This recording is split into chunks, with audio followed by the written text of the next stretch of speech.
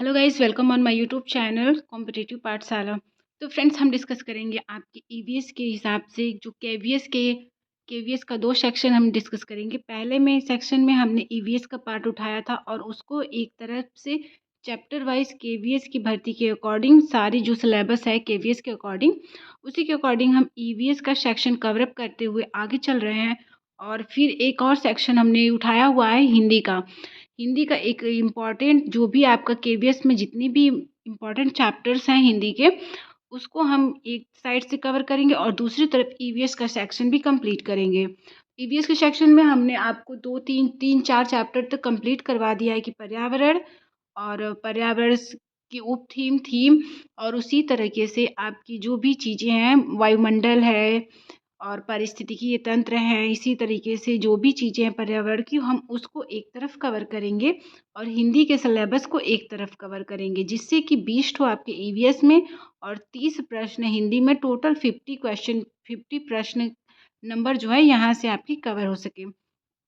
चलिए स्टार्ट करते हैं। सबसे पहले देखते हैं कि हिंदी के सिलेबस आपका क्या है केवीएस के अकॉर्डिंग। ये जो आपका सिलेबस है मोस्टली जो हिंदी है सब में इक्वली उसी तरीके से सिलेबस होते हैं। तो पहले देखते हैं कि केवीएस के सिलेबस में क्या क्या चीज़ें हैं।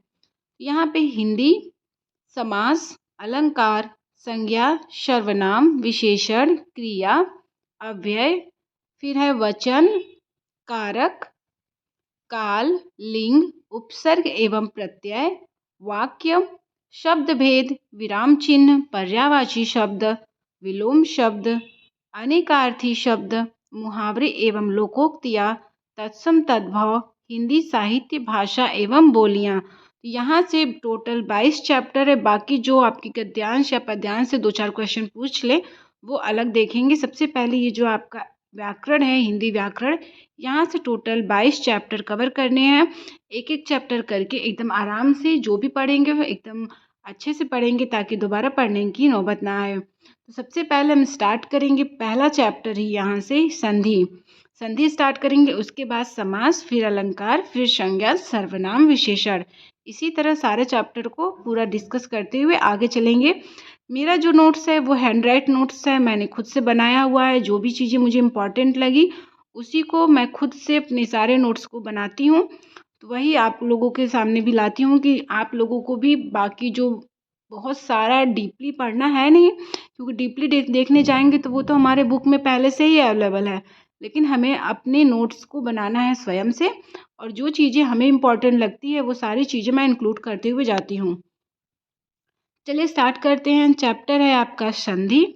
सबसे पहले संधि का शाब्दिक अर्थ मेल या जोड़ होता है, या फिर दो वर्णों के मेल को संधि कहते हैं। जैसे पर, उपकार, इन दो वर्णों को मेल से बना है कौन सा शब्द? परोपकार। इसी तरीके से जैसे संधि हुआ किसकी है? पर में जो अ है उस अ और उ का अ प्लस उ मिलकर ओ में कन्वर्ट हो गया है। तो यहाँ से संधि जो आपका पहला है आदि वर्ण है उसमें आपके लास्ट वाले से, और जो आपके बाद का वर्ण है उसमें पहले वर्ण से आपस में संधि होती है। संधि के कितने प्रकार हैं? स्वर क्या होते हैं? सबसे पहले देखते हैं कि संधि में दो चीज़ें इंक्लूड होती हैं, स्वर होती हैं और दूसरा होता है व्यंजन। तो स्वर क्या होता है, व्यंजन क्या होता है? स्वर स्वतंत्र रूप से बोले जाने वाले वर्ण को स्वर कहते हैं। हिंदी में स्वरों की संख्या 11 होती हैं। यही अगर संस्कृत में पूछे तो संस्कृत में स्वरों की संख्या 9 होती है, लेकिन हिंदी में स्वरों की संख्या 11 होती है। वो कौन कौन से हैं? अ, आ, ई, बड़ी, री, उ, बड़ा ऊ, ए, ऐ, ओ, औ। ये आपके 11 हिंदी में स्वर होते हैं। आगे है व्यंजन किसे कहते हैं? तो जो जो वर्ण स्वरों की सहायता से बोले जाते हैं उन्हें व्यंजन कहते हैं। जैसे क, ख, ग, घ, अंगा, च, छ, ज, झ, इय, ट, ठ, ड, ढ, ड़, त, थ, द, ध, न, प, फ, ब, भ, म। इसी प्रकार य, र, ल, व, श, श, श, ह, छ, त्र, ज्ञ। तो टोटल हिंदी में जो आपके वर्ण होते हैं वो 33 होते हैं। 33 होते हैं वर्णों की संख्या हिंदी में, और स्वरों की संख्या हिंदी में 11 होती है। जो व्यंजन होते हैं, यहाँ पे 25 व्यंजनों को क से लेके म तक जो व्यंजन होते हैं उनको स्पर्श वर्ण कहते हैं या फिर स्पर्श व्यंजन कहते हैं। क से लेकर अंग तक को कंठ से इनका उच्चारण स्थान जो है कंठ से होता है। च से लेके ञ तक का उच्चारण स्थान तालु से। त से लेके ड़ तक का उच्चारण स्थान मूर्धा। त थ द ध न का उच्चारण स्थान दंत्य होता है और प फ ब भ म का उच्चारण स्थान ओष्ठ होता है। इसी तरह य र ल व को अंतस्थ व्यंजन कहते हैं क्योंकि इनका उच्चारण अंतस्थ से होता है। श श श ह को ऊष्म व्यंजन कहते हैं और छ त्र ज्ञ को संयुक्त व्यंजन कहते हैं। आगे है संधि के प्रकार। संधि के 3 प्रकार होते हैं। मुख्य रूप से संधि के 3 प्रकार होते हैं। स्वर संधि, व्यंजन संधि, विसर्ग संधि। और स्वर संधि के 5 भेद होते हैं। दीर्घ स्वर संधि, गुण स्वर संधि, वृद्धि स्वर संधि, यण स्वर संधि और अयादि स्वर संधि। तो सबसे पहले देखते हैं कि स्वर संधि कहते किसे हैं। दो स्वरों के मेल से जो संधि होता है अर्थात स्वर में जो परिवर्तन होता है उसे स्वर संधि कहते हैं। जैसे पीत प्लस अंबर से पीतांबर का निर्माण होता है। तो यहाँ पे जो पीत है, पीत में त आधा त होता है क्योंकि अभी मैंने बताया कि जो व्यंजन होते हैं वो स्वर की सहायता से बोले जाते हैं। तो जब हम इसका वर्ण विच्छेद करेंगे पीत में तो त आधा त प्लस अ, यहाँ से और आगे वाले वर्ण का अ आपस में मिलकर आ हो जाता है। इस तरीके से जब स्वरों में परिवर्तन होता है, स्वर एक दूसरे से में मिलकर चेंज होते हैं तो वहाँ पे स्वर संधि होता है। आगे है व्यंजन संधि। यदि किसी व्यंजन के आगे किसी स्वर अथवा व्यंजन के मेल होने से जो व्यंजन में परिवर्तन होता है उसे व्यंजन संधि कहते हैं। जैसे कि आपका यहाँ पे दिक है, दिक में आधा क है मतलब ये हमारा व्यंजन है।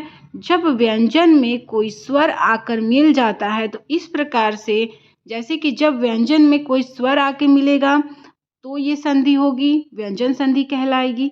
और जब व्यंजन में व्यंजन आपस में मिलते हैं तो भी स्वर संधि का निर्माण होता है। लेकिन स्वर संधि में स्वर और स्वर आपस में मिलते हैं। स्वर संधि में स्वर स्वर आपस में मिलते हैं और व्यंजन संधि में स्वर और व्यंजन भी आपस में मिल सकता है और व्यंजन प्लस व्यंजन भी आपस में मिलकर व्यंजन संधि बनता है। आगे है विसर्ग संधि। यदि किसी विसर्ग के आगे किसी स्वर अथवा व्यंजन का मेल होने पर विसर्ग में जो परिवर्तन होता है इसे विसर्ग संधि कहते हैं। जैसे कि यदि किसी विसर्ग के आगे, जब भी किसी विसर्ग के आगे या तो व्यंजन हो या तो स्वर हो तो इन दोनों के आ जाने से विसर्ग के आगे या तो व्यंजन या तो स्वर हो, इन दोनों के आने से जो विकार होता है विसर्ग में, विकार जब भी होगा तो वो विसर्ग में विकार होगा, न कि व्यंजन या फिर स्वर में। तो ये जो है विकार होता है विसर्ग में उसी को विसर्ग संधि कहते हैं। जैसे मनः प्लस हर, मनः प्लस हर, यहाँ पे इस विसर्ग और यहाँ से ह प्लस अ आधा हो जाएगा तो यहाँ से इस विसर्ग का इस ह यानी कि व्यंजन के साथ विकार होने पर ओ का रूप ले लेता है। यहाँ पे विसर्ग और व्यंजन मिलने पर मनोहर बनते हैं, मनः प्लस हर।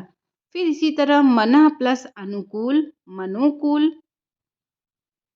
आगे है स्वर संधि। पहले हमने देखा स्वर संधि किसे कहते हैं, व्यंजन संधि किसे कहते हैं, विसर्ग संधि किसे कहते हैं। अब एक एक संधियों के बारे में विस्तृत अध्ययन करेंगे। सबसे पहले स्वर संधि। इसके 5 भेद होते हैं। दीर्घ स्वर संधि, गुण स्वर संधि, यण स्वर संधि, अयादि स्वर संधि, वृद्धि स्वर संधि। तो सबसे पहले दीर्घ स्वर संधि को देखते हैं। दीर्घ स्वर संधि में दो स्वर आपस में मिलकर दीर्घ या जैसे आ ई उ हो जाता है वहाँ दीर्घ स्वर संधि होता है। दीर्घ स्वर संधि में जो सवर्ण दीर्घ मिलते हैं जैसे कि अ में जब अ मिलेगा तो भी दीर्घ संधि होगा यानी कि आ होगा, ई में ई मिलेगा तो ई होगा, तो जब भी मिलेगा तो सवर्ण मिलेंगे आपस में तभी दीर्घ स्वर संधि होगा। यदि सवर्ण नहीं है तो वहाँ पे दूसरे स्वर संधि के होने की चांसेस होते हैं। जैसे अ और अ मिलकर आ बनता है, ई और ई मिलकर ई बड़ी ई बनता है। ऊ और ऊ मिलकर बड़ा ऊ बनता है। अथवा और आ भी जब मिलेगा तो आ बनेगा। में मिलाएंगे तब भी आ बनेगा। आ प्लस अ भी आ ही बनेगा और आ भी आ ही बनेगा। इस तरीके से दीर्घ स्वर संधि का निर्माण होता है कि कोई भी स्वर्ण जब भी आएगा तो उसका परिवर्तन हमेशा उसी वर्ण के, उसी स्वर्ण के दीर्घ में हो जाएगा। उदाहरण के तौर पे देखते हैं, जब हम में मिलाएंगे तो आ का निर्माण होता है। तो इसका एग्जाम्पल सबसे पहले देखते हैं। वीर प्लस अंगना वीरांगना, युग प्लस अंतर युगांतर, अन्न प्लस अभाव अन्नाभाव, स प्लस अवधान सावधान, उदय प्लस अचल उदयाचल, अस्त प्लस अचल अस्ताचल। यहाँ पे जैसे कि अन्न में आ रहा है और यहाँ पे अभाव में आ रहा है, इन दोनों का योग जब हो रहा है तो आ में परिवर्तन हो रहा है, जैसे अन्नाभाव। इसी तरह ये आपके एग्जाम्पल जो हैं और से मिलकर आ के थे। आगे है, जब हम में और आ का आपस में मिलाप करेंगे, आपस में संधि करेंगे, तब भी दीर्घ संधि यानी कि आ ही आएगा। जैसे सत्य प्लस अर्थी सत्यार्थी दीर्घ स्वर संधि, नयन प्लस अभिराम नयनाभिराम, शस्त्र प्लस अर्थ शास्त्रार्थ, गीत प्लस अंजलि गीतांजलि, देव प्लस अर्चन देवार्चन, स्व प्लस अर्थ स्वार्थ। इसी तरीके से आगे पुष्प प्लस अवली पुष्पावली, अंश प्लस अंश अच्छांश, देह प्लस अंत देहांत, शरण प्लस अर्थी शरणार्थी, राष्ट्र प्लस अध्यक्ष राष्ट्राध्यक्ष। आगे है चरण प्लस अमृत चरणामृत, पूर्ण प्लस अंक पूर्णांक, शश प्लस अंक शशांक, छिद्र प्लस अन्वेषी छिद्रान्वेषी, देश प्लस अटन देशाटन, देव प्लस अर्चन देवार्चन। आगे है, जब अ में आ मिलेगा तो फिर दीर्घ आ हो जाएगा। इसके एग्जाम्पल जैसे नित्य में लास्ट में ये आपका नित्य को तोड़ेंगे तो नी त य, फिर यहाँ से अ आएगा। य को अगर हम आधा करेंगे तो उसमें अ आएगा। तो ये वाला और आनंद का बड़ा आपस में जब ये दोनों मिलेंगे तो दीर्घ आ का निर्माण करेंगे। नित्य प्लस आनंद नित्यानंद, सत्य प्लस आग्रह सत्याग्रह, भोजन प्लस आलय भोजनालय, शरण प्लस आगत शरणागत, हिम प्लस आलय हिमालय। आगे है नील प्लस आकाश नीलाकाश, वात प्लस आवरण वातावरण, धर्म प्लस आत्मा धर्मात्मा। तो फ्रेंड्स, जितने मोस्ट एग्जाम्पल है जो कि ऐसे एग्जाम्पल है कि किसी न किसी एग्ज़ाम में आया हुआ है, उन सभी को हम यहाँ पर डिस्कस कर रहे हैं। क्योंकि ज़्यादा आपके भले एग्जाम्पल संधि में सबसे ज़्यादा इम्पॉर्टेंट होता है। संधि को समझने से पहले आप केवल और केवल एग्जाम्पल पूछता है, डेफिनेशन कभी नहीं पूछता है। तो एग्जाम्पल ही पूछता है, तो जितना अधिक से अधिक हम एग्जाम्पल कवर कर सके उतना ही हमारे लिए बेहतर होगा। आगे है, जब हम आ में अ को भी मिलाएंगे तब भी हमारा दीर्घ आ का ही निर्माण होगा। जैसे परीक्षा प्लस अर्थी, परीक्षा में क्या है, छ को अगर हम आधा कर दें यहाँ से बचेगा आ और अर्थी में से अ मिलकर आपस में आ का निर्माण होगा। ये जो है मूल आपकी संधि इनमें हो रही है।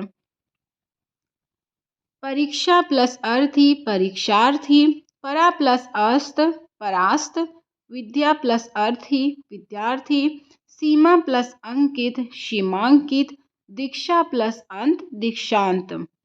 आगे है तथा प्लस अपि तथापि, पूरा प्लस अवशेष पूरावशेष, आज्ञा प्लस अनुसार आज्ञानुसार, कदा प्लस अपि कदापि। ये थे आपके अ प्लस आ। अब है आ में जब हम आ को मिलाएंगे, जब हम आ वर्ण में आ को मिलाएंगे तब भी हमारा जो संधि होगा वो दीर्घ आ की ही संधि होगी। जैसे प्रतीक्षा, प्रतीक्षा में आधा छ और आ फिर आलय का आ आपस में मिलकर बड़ी आ का निर्माण करते हैं। एग्जाम्पल है परीक्षा प्लस आलय प्रतीक्षालय, विद्या प्लस आलय विद्यालय, वार्ता प्लस आलाप वार्तालाप, महा प्लस आशय महाशय, दया प्लस आनंद दयानंद। अब आगे है, ये तो था आपके और जब आपस में मिलते हैं तो बड़ा आ का था दीर्घ। अभी बड़ी ई का दीर्घ देखना है, फिर बड़ा ऊ का दीर्घ देखना है। तो बड़ी ई का दीर्घ कैसे होगा? जब छोटी ई में छोटी ई मिलकर बड़ी ई का निर्माण करती हैं। जैसे अति में आपका त प्लस छोटी ई प्लस ई में ई है, और ये दोनों आपस में मिलकर बड़ी ई का निर्माण करते हैं।